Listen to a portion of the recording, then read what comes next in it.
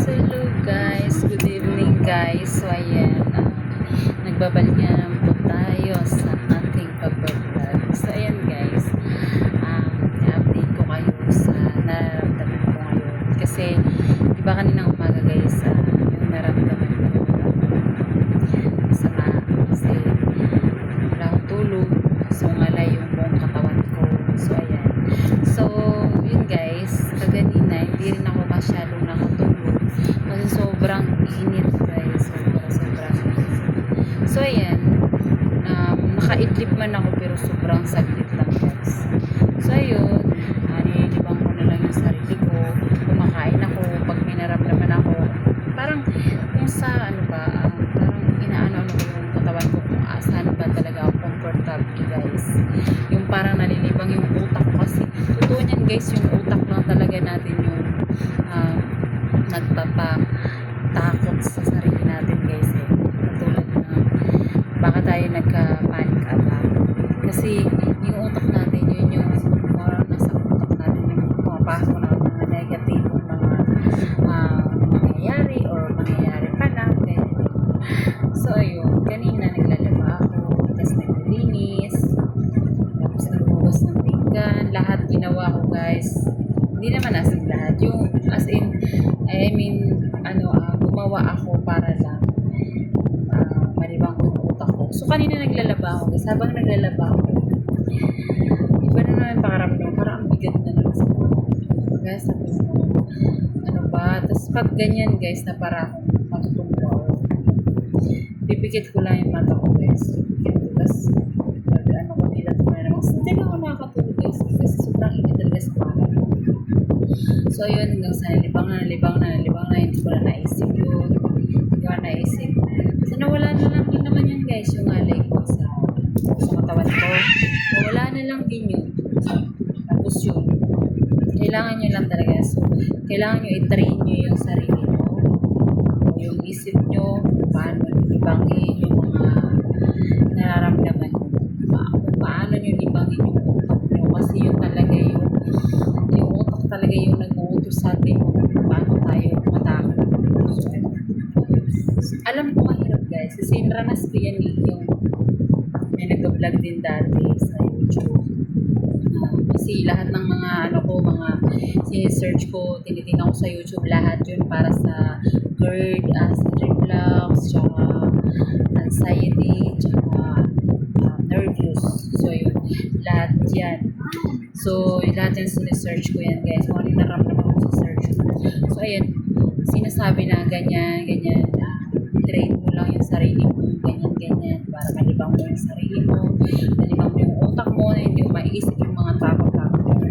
So, sa dati, naisip ko din na, ba't ganun, parang easy lang sa kanya sabihin, bakit sa akin, ang hirap gawin, ang hirap mag-train ng utak, kung paano ibangin, ganyan, kasi, nandun talaga yung pag iba na naman yung pakaramdam ko, yung parang ngalay na naman lahat. Tapos, nahihirapan ako huminga guys. Bloated yung chan ko. Hindi ko alam kung naranasan nyo ito bloated yung chan ko guys. Bloated na parang puno na. Hindi ka naman kumakain lagi, pero gutom ka, pero parang puno yung chan ko. So,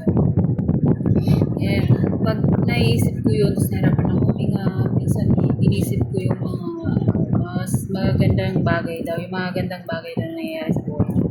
So yan, inisip ko yung guys, pero andun pa rin yung parang pumapasok pa rin sa utak ko yung mga naramdaman.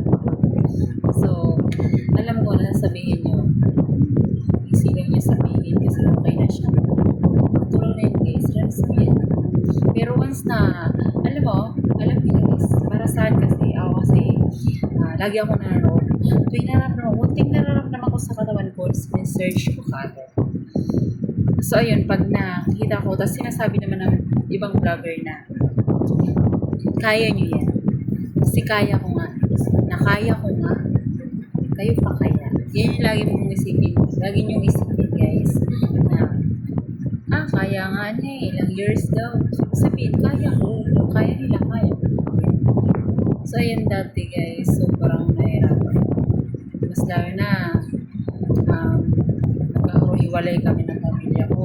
Yung mga anak ko, ano sa biyanan ko, yung asawa ko dito sa bahay namin kasi nagka-COVID siya dahil sa pagbantay sa akin doon sa ospital kasi pangalawang balik namin sa ospital pangatlong balik namin sa ospital guys, confine. So ayun, susag sa ganun ng COVID guys, 2020 kaya nahawaan siya. Kaya ako, doon ako sa mama ko, kasama ko dito sa bahay namin. Yung mga anak ko, hindi naman sila pwede magsama magtatay kasi may COVID na siya. Pero mild lang siya guys. So doon sa biyanan ko. So yun.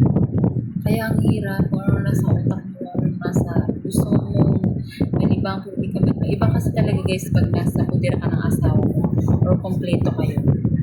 Kahit pa paano. Nahilibang mo yung sarili. Tapos, number 1 talaga nakakaintindi sa'yo guys. Sino? Pero, sabagay, iba-iba naman talaga. Pero, number 1 makakaintindi sa'yo, asawa ko. Para sa akin yan. Kasi ganun ako sa akin. Kasi yung pamilya ko, medyo, hindi nila, ayun ko lang, hindi ata marunong ibang sa, hindi ko sure ha, pero hindi ko alam. Hindi ko nababasa yung guys, or hindi ko na lang din tinanong. Baka sabihin na ulo. Basta naramdaman ko lang na mas gusto ko kasama yung asawa ko dati kaysa sa pamilya ko. Kasi yung mama ko, ganyan sa mama ko kaya ibis na, sinabihan na siya ng doktor na bawal ako ma-stress, pero andun pa rin pero siguro natural na siguro yung sa pag may nakikita. Pero siguro para sa akin na simpa ko lang guys, kung sakaling hindi naman sa pag-ibig sana kayo lang mga anak ko or anak ko sino man na makaranas ng gano'n sa nasan ko, mas bawal siya ma-stress, siguro habaan ko yung pasensya kahit nahirapan kami sa pagkain. Siyempre kahit nahirapan kami sa pagkain, hindi na lang ako magdadala, maggagawa na lang ako ng paraan kasi anak mo yun, kailangan mo yun. Tsaka sinabihan ka na ng doktor na ganyan, bawal yung ma-stress, kailangan mo yun kasi kawawa yun. So yun napunta na nga dun guys sa nagdadrama na ako, pero totoo yung sinasabi ko guys sa mama ko na gusto ko na magpakamatay. Totoo, napunta yun doon na parang gusto ko na magpakamatay kasi parang wala nakakaintindi sa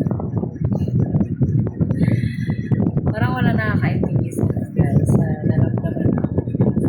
Dapat sana nga number 1 nakakaintindi magulang mo, mama mo, kasi yun talaga yung ilaw ng kahanan. So ayan, yung mama ko paninaldal, ganyan. Kaya sabi ko, alam nyo, ubusin, kung mayroon lang pa rin, binarin ko na yung sarili ko. Kasi, ayun, nahihirapan eh.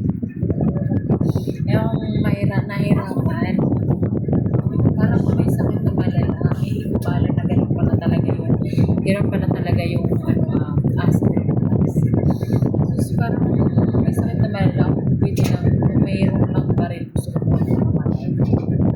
Tapos yun, naisip niya siguro, sinabi niya na, huwag ka na umiyak kaya ganyan, drama na ako. Pero totoo yun guys, totoo yun. Parang baliwala lang kasi sa kanya yung sinabi ko. Kasi may nahirapan nga kami ng COVID yun. Lockdown. Nagka-COVID yung asawa ko ng trabaho. Ako, mas lalo naman ako. Pwede pa pakainin ng So, ayun lang po guys. So, thank you so much for watching guys. Ang lang po ang vlog ko. So, sa next vlog ko na naman po. Iba na lang po yung ikukwento ko sa inyo. So, ayun guys. Thank you so much for watching guys. Please subscribe my YouTube channel and click the bell button para lagi updated sa aking mga videos. So, ayun guys.